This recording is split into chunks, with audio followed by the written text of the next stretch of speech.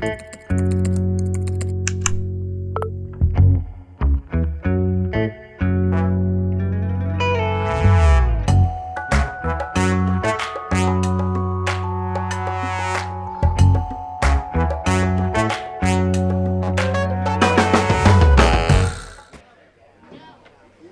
right, folks, we have a special treat for our next class. After the train derailment in Ohio that happened a few minutes ago on our stage, we got flooded with a bunch of emails asking for a class on CBRN. Some of you old guys from the military might have known it as NBC. Stands for Chemical, Radiological, Nuclear, and Biological. I probably got those out of order, but that's fine. You get the point. So I was looking for someone to bring in to speak about this, and I didn't even realize we had a subject matter expert right here within our very own community. So without too much more ado, I'm going to introduce our next speaker. His name is Kade. Some of you might know him, and he's a former Army CBRN Specialist. So give it up for Kade.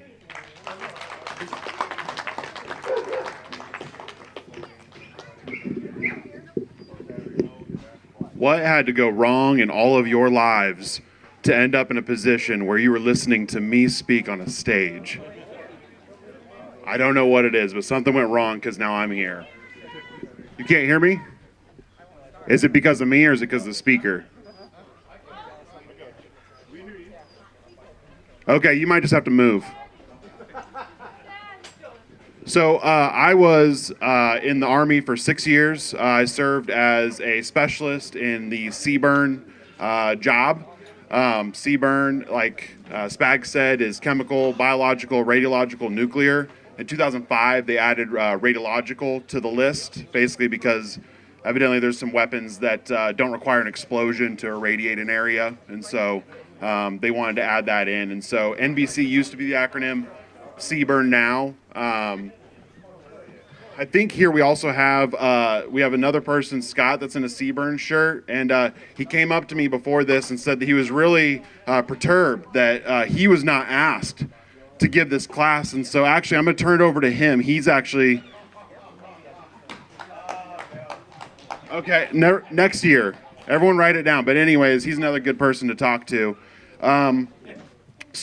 When I was in the Army, my focus was on biological and mass casualty decontamination. So I was also hazmat technician certified at that time. And so with bio, it's a pretty rare event that you need people like me in the Army. Those are like smallpox events and Ebola, that type of stuff. And my particular job, we were in a vehicle called BIDS, and now they have what are called Foxes. And these are vehicles that essentially they park outside of big events like a Super Bowl, or and some of the stadiums have these built into the stadium, but they would park us outside of something like a Super Bowl. We would test the air in real time, and then if we got like a hot hit of some sort of agent, then of course we would follow suit and evacuate or whatever, and then go through a chain of custody to move the sample to a lab that's not run by idiots like me. And so that's what I did. My significant other is also a senior epidemiologist professionally, and so our safe word is germ theory between the two of us. So oddly enough, with all the bio experience, I'm not really going to talk to you about bio, but if you guys have questions about that, we can have a very casual fireside chat on smallpox. That would be fine with me. Today, briefly, I want to talk to you guys about masks, filters, chemical events, and radiation events. And then I think we'll do a raffle for a couple of books here that I think are pretty neat. To get started, first of all, does anyone have any questions I can make sure to get to that you're just like eating at your soul, or maybe I'll get to them in the process? Awesome. Okay, so I'll stop between like sections and ask questions, and if there isn't any, then this might be a really short class, and I'll just boogie out of here. So when I mentioned the East Palestine train derailment, obviously most of you guys have heard about it. In my professional work experience, I had two people that didn't know that it had happened recently this week. I was talking about it, and they were like, "Where's East Palestine?" And so If you don't know, it was a train derailment recently that had some pretty significant implications. When I mention the train derailment, I mean, what are some thoughts that come to mind from you guys? Stuff leaching into the water tables. Okay, water risks, air pollution. Yeah, don't park real close to crossings. I'll tell you, I've done that number where you pull up to a railroad crossing and you're like, I'm just going to back up a little bit. You know, you get all the way up there and it starts flying by and you're like, I don't feel so good being here. So what I'm surprised I didn't hear was people, you know, say some things like corruption or, you know, yeah, cover up or, you know, those are the things I was honestly expecting because, you know, the financial interests with that type of event had their motives to try and make it kind of go away quietly, and it's not happening to do so. But just for some backstory on the chemical event in Ohio, 11 cars derailed, 5 of which were contained vinyl chloride. The rest of the cars were carrying a mix of 3 other chemicals, essentially, that are known to be carcinogens. And so it was risky from the bat. Responders went ahead and evacuated everyone within 1 mile, and then the next day began to burn the vinyl chloride to essentially to prevent an explosion. Apparently, this is a chemical that's very volatile, and it's likely to explode. And so they began to burn it. Well, when they began burning it, the offshoot of burning vinyl chloride creates hydrogen chloride, carbon monoxide, carbon dioxide, and phosphine.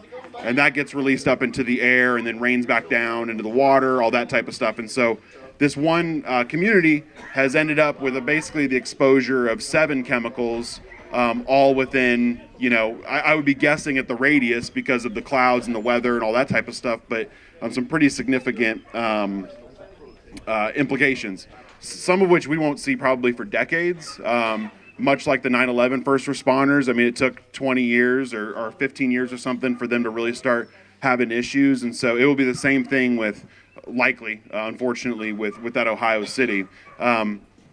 Even worse is that they started shipping all the soil out of there after that happened, and then that truck had a crash and spilled all of its contents. I can't remember where it crashed. Someone can remind me if they know, but Say that again? The truck that took all the dirt from East Palestine, it went to it crashed in Texas, I think. And so, you know, yeah, okay, awesome. Well, if they're bringing it to Houston, I kind of get it. All right, just drop it there. It's fine. So one thing I just want to mention about like hazmat events is that not all of them are really created equal. My significant other, I remember maybe 6 months ago, took a call where a semi truck had flipped over on I-70 and it was full of cow's blood. And so spilled cow's blood all over the place. I mean, it's probably several thousand gallons. And it's technically a hazmat event, but it's not like it's aerosolized and it's going to rain down on people. You know, so that's still technically classified as a hazmat event, but it's not something that necessarily you need to be worried about. Use it to do what? Apparently you use it to make fire foam. It's not just for drinking and for weird elite parties. Who would have guessed it? So with that being said about derailments and incidents with hazmat, you know, just a quick number, but in 2022, there were 1,100 train derailments, which is actually interesting because it's still, although sounding scary, it's down 44% since the year 2000. So generally, you know, the trains have gotten safer, but 1,100 still seems like too many to me. Does anyone have any guess if you combined air travel, sea travel, railway, and highway hazmat incidents, if you combine them all annually, how many do you think there are every single year in the United States? 500,000 easy. 500,000. That's pretty high. I don't know. It's gonna sound kind of bad when I give a number less than 500,000. Now you shot too high. Yeah, so about 17,000 on average every year if you combine all of them. And some of those are cow's blood, some of them are phosphine gas. Who knows? So with that being said, that's kind of a high number. I did want to show something here.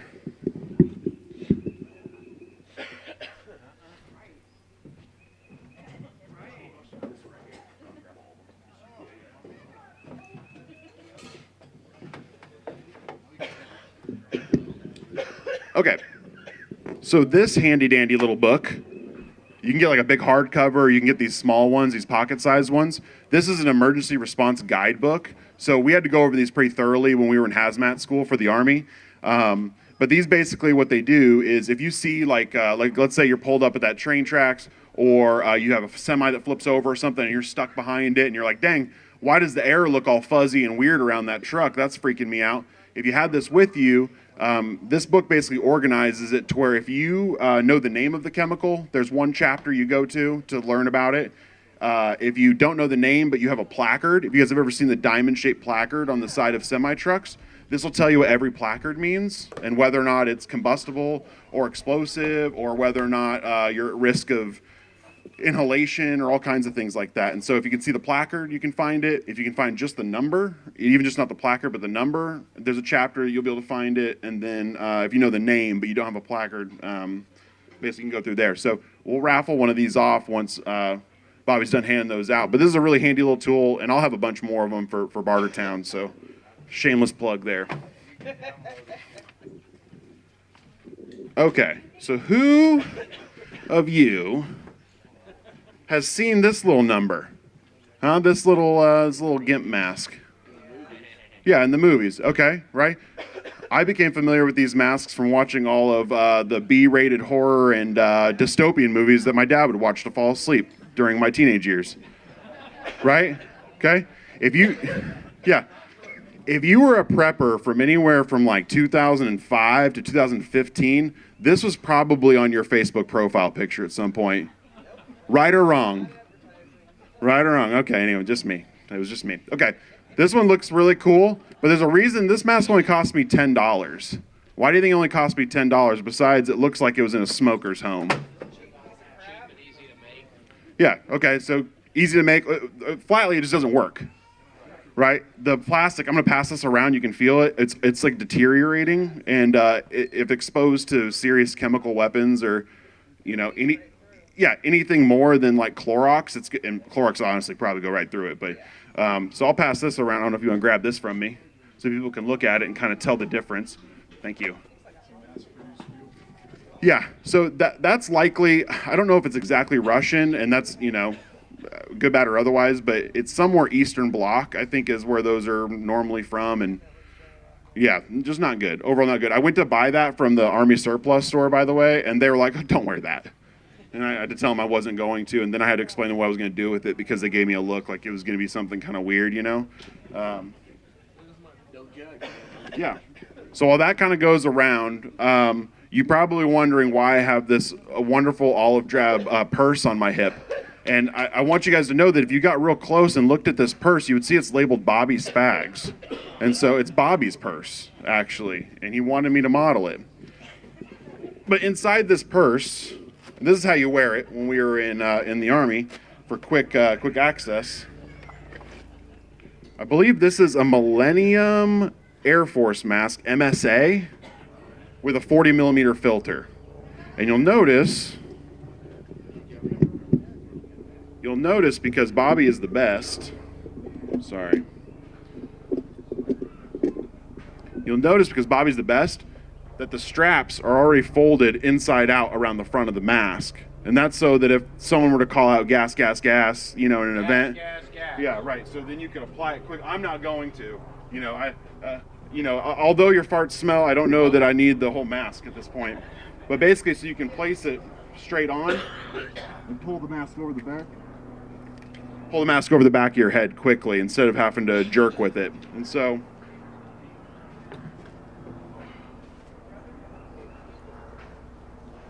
the most important things when buying a mask, besides looking cool, which is like a serious consideration for me, is first of all size. If you got a big head, you got a big melon, and you just happen to buy for $30 at the gun show a small size mask, it's not going to work. It will look cool in your garage. I probably have some that look real cool in my garage, but it's not going to function for you.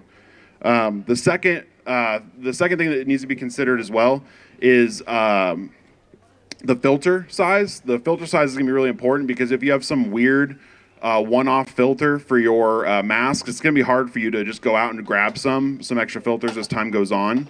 So the 40 millimeter is what you're looking for. I do know some folks were here talking earlier, and they said, we're talking earlier, and they said that they have a mask that's not in 40 millimeter, but it came with an adapter. And so that's fine too if you got an adapter. But 40 millimeter is cool just because it's easy to come by.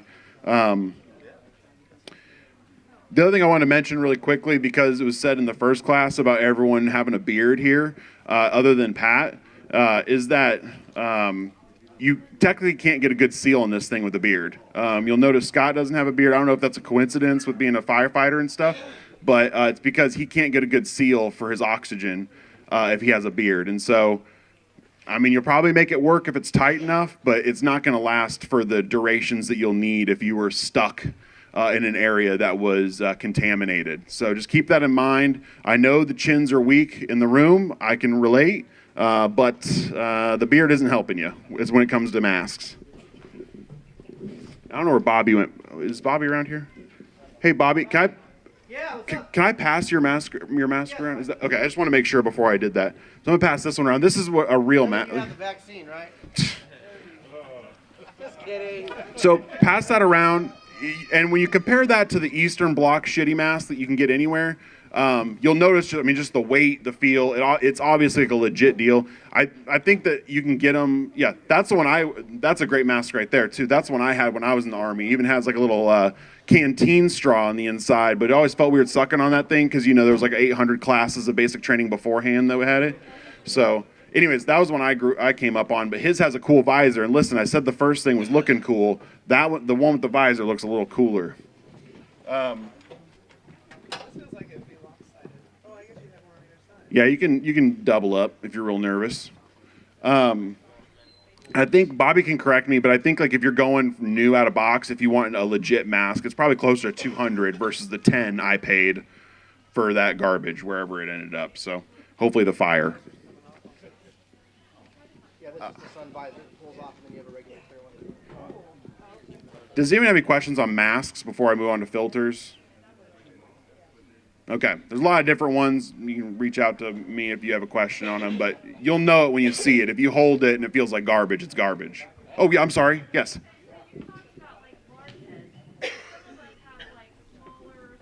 Yeah. Children's size. Yeah, they Usually, like, sizes are like your mini, small, medium, large. And you have the petite person with a small. yeah. What about getting a mask? Yeah, try it on for sure. I wouldn't order it, I wouldn't order it without a policy that you can trade it back in. You order a medium and you need a small or vice versa. The other opportunity is if you end up in a place that's selling a bunch of them, well, then just try several of them on and have someone that knows how to fit them because I will tell you, when you're wearing those things, if it's on you comfortable, you have it on wrong because those things feel horrible against the back of your head when they're tightened down. And so a good fit is really important for that, and it'll feel uncomfortable when it's on. Talking about masks, we had an expert, Fauci. Yeah. I think that was a different mask. Can you put two of those on? Can I put two? Maybe. Yes. What does that protect against? Depends on the filter. Thank you for asking. What a wonderful segue. I planted him to say that. So it depends on the filter, with one exception. There's a few chemical agents that even in your mask is going to eat through the mask, but it's also probably eating through your skin at that point, and you're out to lunch basically. It just is what it is. But other than that, the filters are made. Most people have like general filters. The general filters are known to last somewhere around 5 years on a shelf. You probably could get a little longer. It's like MREs. It's like you don't really want to eat the beef and noodles at 25 years, but you probably could. I think the filters probably just start to degrade over time. And then you'll get to the point where you could paint your house in them if you have them from the first Desert War, paint your house probably fine, or just like, I don't know, making hot sauce. But they also can continue to work for like dusty conditions. I mean, you could wear them even if you're not worried about chemicals. It'll filter out dust and crap pretty much indefinitely.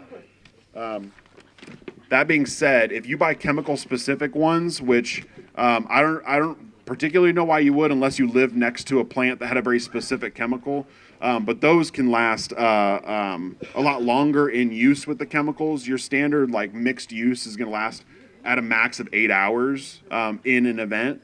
But if you have chemical specific, you might get 20 hours out of it before you need to change your filter. Yeah, phosphine will burn through the filter in 30 minutes, so just something to know. Some chemicals, your filter's just not going to be enough, and cyanogen chloride will deteriorate the mask too. Yes, yes. How do you change your mask? Hold your breath, spin it off, spin on it? Yeah, great. I'm going to use you as a dummy. You can put it on. No. So that's a good question. So the mask, without putting it on and going through the whole thing and changing filters, I don't have a second filter anyway, but you basically, what you do is you, like if you have to take off your mask, crack your mask, or change the filter out, what you normally do from my memory, and Scott can correct me if I'm wrong, but you basically pop off the filter with a big exhale, pop on the new one. If you have more exhale, that's even better. And then basically you plug the filter and then, blow out and then suck back in and make sure it shrinks onto your head. Yeah. And I mean, listen, folks, if you're in a chemical agent for longer than 8 hours and you're at the point where you're changing filters, it's like, yeah, you really should have left, honestly. And if you couldn't have left, it's like, I don't know that this class was going to save you anyway at that point. Sorry. Yes. So, big thing around here is anhydrous ammonia. Okay. How these masks, how effective are they on something like that? I wish we would have talked before, because now I really don't know. I have no idea. Maybe Scott knows. We'll catch up later. But I will find out for you if you're interested, and then I'll chase you down. Well, it seems like every manufacturing place Yeah. uses that in freezing, so that's kind of our preference. Totally. Yeah, I should have known that for sure. But yeah, I'll find it, and then we'll talk later. Cool? Still need oxygen. Yeah, right. Anyone else? Yeah. In a nuclear event, Yeah.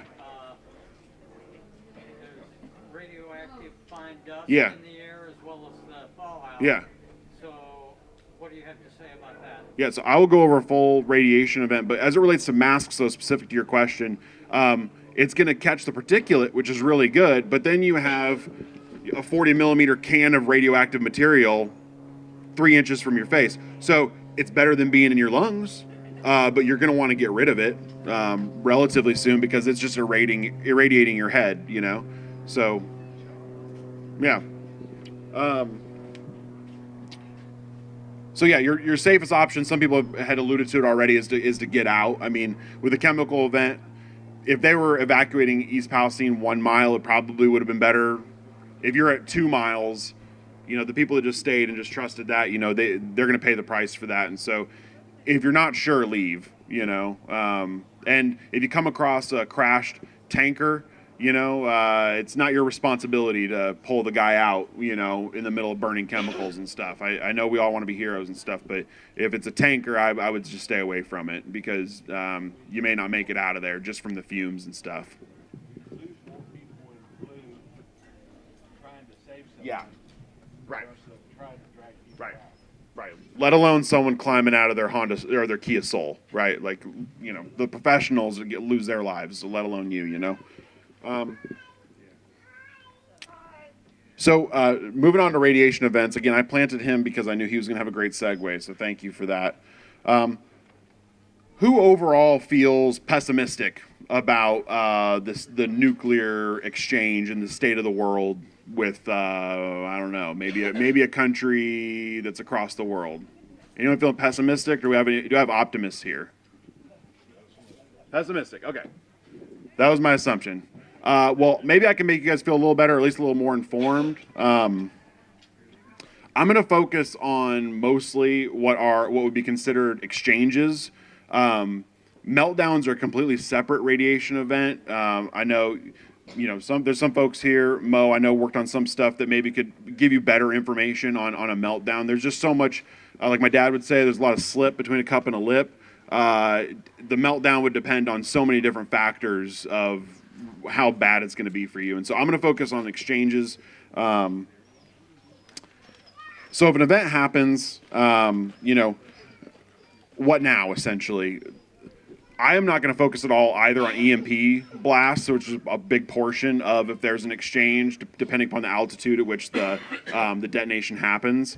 If you do have questions about the EMP side of things, Bobby's good, Data's good over here. There's a number of people here that can talk to you all about the EMP side of it. for some historical context, I just wanted to share. So the blast that happened in Japan to seal the deal, basically in World War II, compared to today's standards, were relatively it's very antiquated technology, very low blast yield compared to today. I think I can't remember which of the sites, but I think the average was 22,000 kilotons of TNT was the equivalent in Japan. It's about 3,000 times that power for the Tsar bomb from Russia, and so much more significant blast radius. And this is important to think about because I think a lot of the movies and a lot of the video games and stuff, they're real big on scaring you about the gamma radiation. And for just a quick breakdown, there's 3 types of radiation essentially: alpha, beta, and gamma. Gamma is like the bad stuff where people's like limbs start falling off, standing outside of a blast. The real scary zombie stuff. Alpha and beta rays are basically like your fallout, or beta particles are like your fallout, and that's more what I'm going to focus on.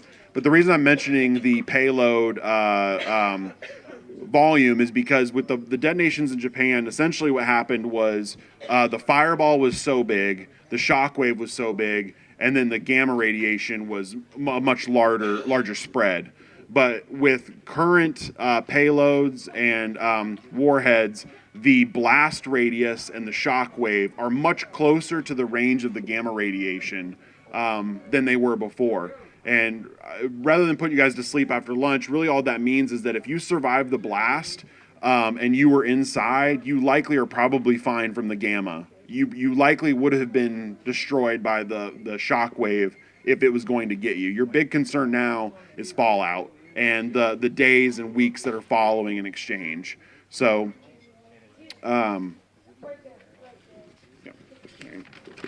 page turn. Okay, so there is a radiation event somewhere in a community near you. I mean, does anyone have any first steps that they've thought of that they would want to handle? Say you're outside when it happens, for example. Go inside. Okay. Anyone else? Okay, there you go. That's good. I don't like my eyes either, but that's fine. Everything else is gonna be gone, so it looks pretty good. Yeah. What was that? I'm sorry. Yeah, that's good to think about. Yeah. What about Wolf Creek? Another south wind blowing Yeah. north toward Topeka. Yeah, that'd be spooky, but it would depend on the meltdown. It would depend on the size of the meltdown, and you could have an incident at Wolf Creek and only the employees are affected, or no one, or everyone within 100 miles. It would really just depend on. Yeah, I mean, it would just depend on what happened. And 100 might be too much. Mo's probably shaking his head like this dude's talking out of his ass. I kind of am, but. So going inside, it is a good idea, but there's some things you need to do beforehand. If you're outside when there's a radiation event, the first thing to keep in mind is do not go try to rescue family members from like an old folks home or a school or any of those types of things, because the moments after and the 3 days after a radiation event, the dust and the particulate will kill you. For sure will kill you. And if you were on a hero's mission to pick up Meemaw from the home, you are also going to die with Meemaw because of your heroic approach. And so if you can wait 3 days, you're going to miss a lot of the problem in general. So step one, if you're outside, is you're going to want to remove your clothing. Basically get all of the things that can be removed on you off, because it's likely covered in particulate that is irradiated.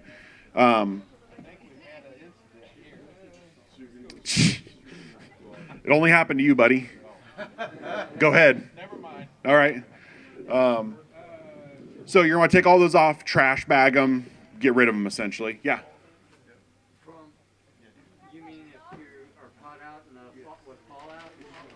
Yeah, so the fallout is essentially the particulate that's tossed into the atmosphere and then is just kind of drifting back down on everything around. And The prompt radiation doesn't do anything. right. So the gamma radiation, if you were close enough to die from the gamma radiation in general, at this point the shockwave got you, because the shockwave is now large enough to be a similar range as the gamma rays, right? So this is more of the particulate that you're worried about. So you take off your clothes, get them in a trash bag. And then what you're going to want to do is get basically inside directly to like a shower. I would say hose off outside, but the downside of hosing off outside is more particulate is still falling, and now it's sticking to you because you're wet. If you have the ability to drag a hose into the garage and rinse off, even better. But if you don't, just get into the shower and begin to get the particulate off of you. One thing to note about showering, if you have this particulate on you, is don't use conditioner. Conditioner is going to make the particulate stick to your hair, and so then you've got an irradiated wig for however long that's in there. Right, there you go. Well, yeah, specifically for people like you, don't use conditioner, right? Your 7-in-1 oil and body wash from Axe is probably just fine. Yeah, right. I don't know about the water temperature. I can find out for you. Good point. Cold water. He knows what he's talking about. Yeah. Yeah, the other thing is don't let any of the particulate get in the open wounds or cuts, and don't scrub. Don't use your loofah. I know you love your loofah. It's been there for 3 decades, but don't use it because you're scraping up the skin and you're getting the particulate all in there. So once you are decontaminated, that's when you want to decontaminate your loved ones. If you could have moved them into a garage or something, that's even better. But pets and loved ones that were outside, you'd want to then decontaminate them, and then re-decontaminate yourself once everyone's taken care of. Yes? Could you shave hair and beard and stuff? At that point, I would not. Definitely not. Because you're going to open up pores, you're going to open up little cuts, all kinds of stuff. Yeah, you're stuck with your beard at that point. Sorry. Are we going to get a report back that whether it's beta or alpha or whatever? Who knows? I mean, that's up to you. Are you going to trust that we're going to get a message? I mean, it would depend on the exchange. Yeah. Yeah. If they just hit DC, what was that? Yeah, exactly. If they just hit DC, the news is probably going to work everywhere. What? Yeah, right. It would just depend. And so what you want to know is like the basics to basically get by for 3 or 4 days, and then hopefully you hear communication, but who knows? I mean, after 3 days, I have it wrote down here, like after 3 days, your guess is as good as mine. Staying put or getting moving, because it could be years, it could be just a few more days. I don't know. Okay, so if you were inside during the event or you followed the first decontamination process, these are just my kind of thoughts on what you should do. If there's better thoughts, then I'm willing to work them into mine, but don't go back outside. That's probably a good idea, right? Stuff's raining down. It's not good. So try not to do that. I know your Grubhub order might be waiting on the porch. Maybe you can get that. Grubhub's expensive. Don't waste your money. But once you're inside, turn off the furnace and AC. Shaden? Yeah, turn off the AC and furnace. Quit bringing air from outside inside. Don't worry about sealing all your windows and everything right away. What you're going to want to do is get the supplies that you need and get them into what's a basement if you have them. If you don't have a basement, if you have an interior room, something like that, and then seal those windows with tape, that sort of thing. You want to keep all particulate out of the room. I also think that it's a good idea to fill up the bathtub and then turn off the water supply. Once the bathtub's full and the water supply is good and cut off, you know that water is at least consumable, and you're not bringing in contaminated water. A little bit of a misnomer is that the water, once it's contaminated, is not usable, or misconception, not a misnomer, is that you can't use the water once it's contaminated. You can continue to use irradiated water for decon, for cleaning, washing stuff. That's no problem, but don't ingest it. That's the only issue. Yeah. If it's contaminated, you're using it to wash. Yeah. Then how are you not contaminating yourself? I think that the thought is that if you were in a position where you need to rewash yourself, you had to go back outside or whatever, and you have to come back in, it's better to use the diluted, is the word I was looking for, diluted contaminated water if you had to. But you could also use it for dishes, plates, that type of stuff, because by the time it's in the water, it's spread out parts per million, that type of thing, assuming you're not right next to the blast, in which case you would have been dead anyway. So, what was that? Right, yeah, definitely. If your choice is decon or don't decon, I would rather decon with contaminated water than not decon at all. Right. Yeah, and then like, as I said, get all your must-have items, get to a sealed off room, seal it off with tape, that sort of thing, and then you're going to stay put for about 3 days. 3 days is a good number for what's gonna take to drift all the stuff down onto the earth. That being said, I mean, if there's a big exchange and 15 places are hit and they're all around you, it could be months before it's safe to go outside. Realize that when you're outside and you're kicking dust up, that dust is probably all irradiated, and so you're going to go outside kind of prepared. I've got a kind of a cheap white painter's suit and like rubber boots and rubber gloves and a mask that I have that would just help me out with just particulate getting on me if I had to move from A to B. But yeah, just keep that in mind. Outside of 3 days, it's kind of anyone's guess, just depending upon the exchange. Any questions on any of that? That was a lot. Yes, sir. Chernobyl, is that a different kind of radiation threat? Radiation is the same, but it's different because the event that caused it and the way that because Chernobyl wasn't an explosion that shot. It didn't shoot like a mushroom cloud worth of irradiated dirt into the sky to rain down on. It was a meltdown, and it was a very dangerous meltdown. But Mo might be better to talk to you about that. I don't know the ins and outs necessarily of a meltdown event as well as I do like an exchange. Right, yeah.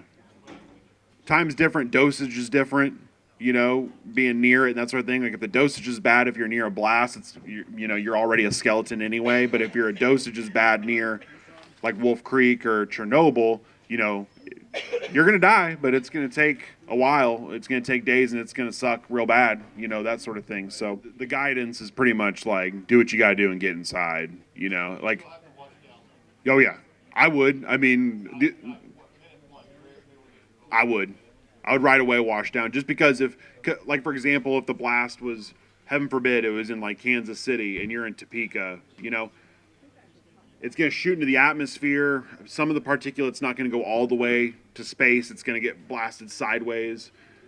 I would, to me, it's just not worth being like, hey, I've got 10 minutes. I'm going to, get going. I'm going to go grab the kids or whatever and then start decon right away. If you have something you need to do and you feel like it can't wait, then I suppose do it. But you definitely don't have time to drive into town, for sure. Listen, this is all bad, folks. This type of thing is all bad. A lot of people survived that looked at the blast in Japan, and it just ruined their eyes, but they didn't die from radiation poisoning. They were just in an advantageous spot where they could see it, but the light was so bright that, the peepers don't work anymore. Right. Or the volunteers at Fukushima all knew they were going to get cancer. They all volunteered to go do it, So that's a whole other thing. I can talk a little while about that, but yeah. Well, I don't know. All of what I mentioned needs to be prioritized based on timeline. I mean, if you are nervous about it, it's probably better just to get, to decon and then get right to the basement. Don't dilly-dally with sealing windows and stuff. Just get where you can.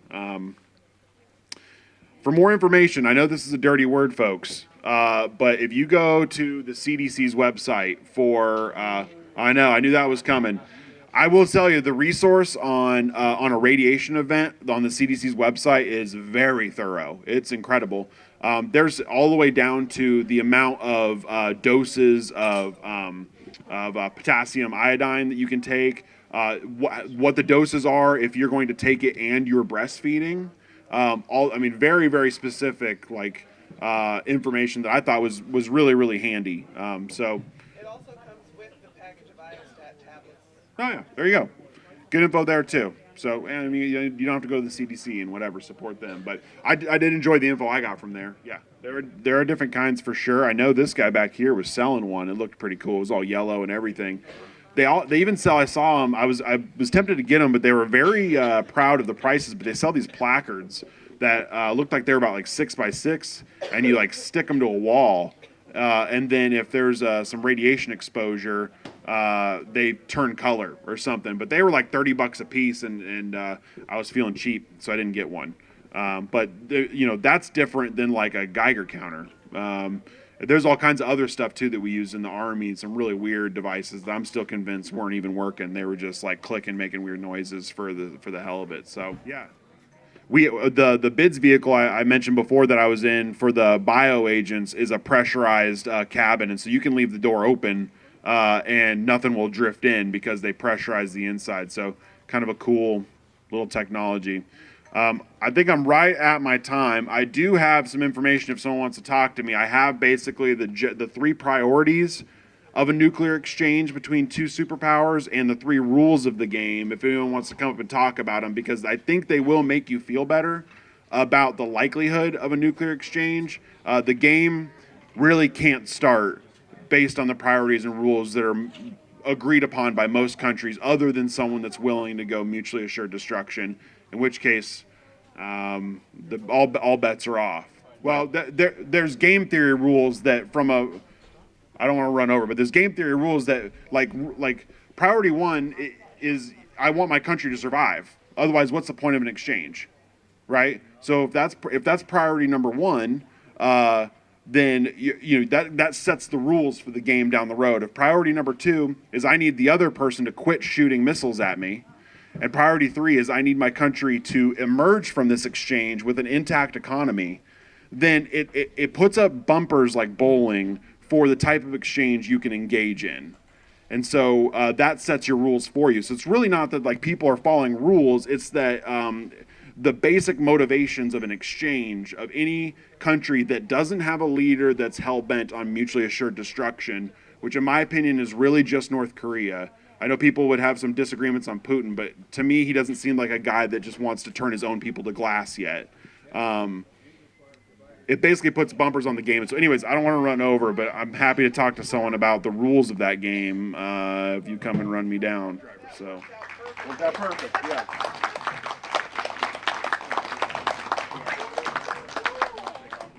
All right, guys, let's give it up one more time for Kade for that very informative class. Very timely.